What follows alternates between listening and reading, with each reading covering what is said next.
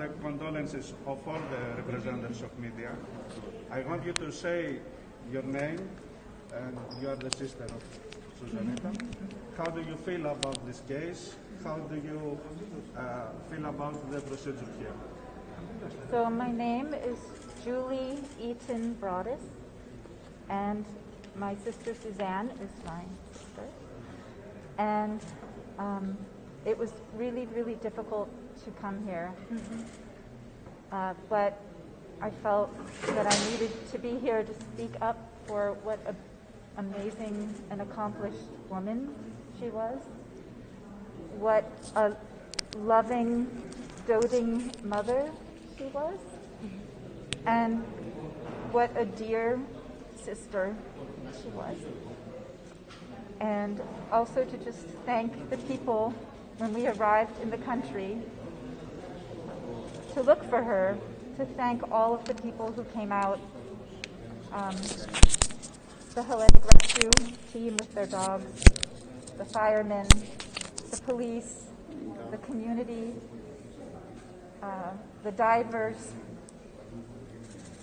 and especially George Antonopoulos, who flew his plane to look for her and took us under his wing.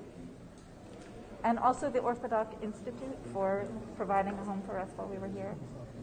And it's a horrible, tragic thing that I hope will never happen to any of you. I'm very sorry for the people inside who have to hear the details of what happened. What do you expect from the Greek justice today? I think they'll do their job.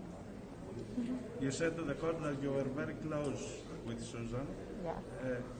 About the loss of your daughter. Yes. Tell us about this, please. So, our beautiful daughter Finley developed a rare liver cancer when she was a senior in high school, her last year. And we were already a close family, but we lived around the world. My mother lives in California, which is on the west coast of the United States.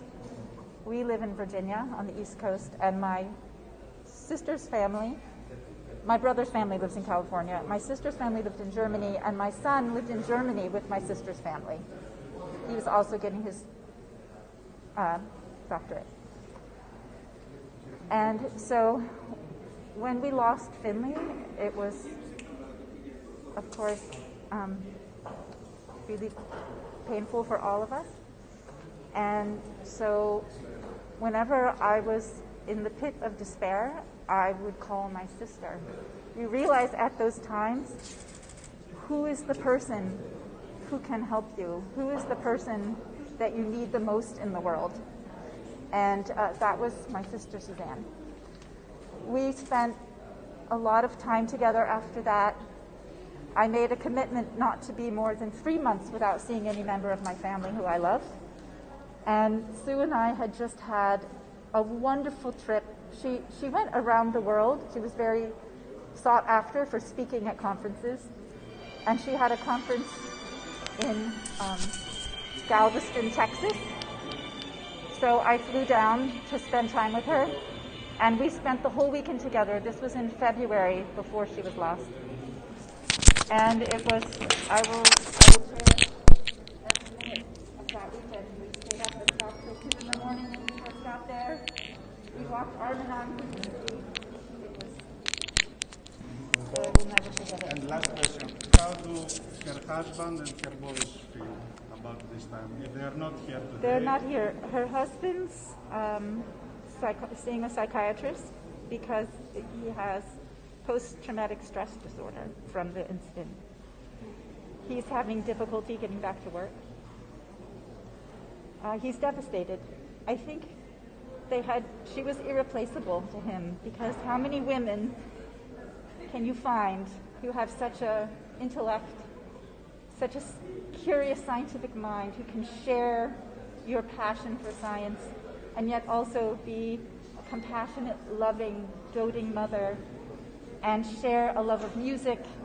She was just an incredibly unique person, humble but amazingly achieved. So he's devastated, and the boys don't know all the details.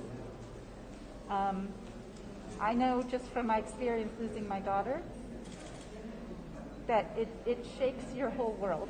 It changes your whole view of the world when you lose someone so important to you.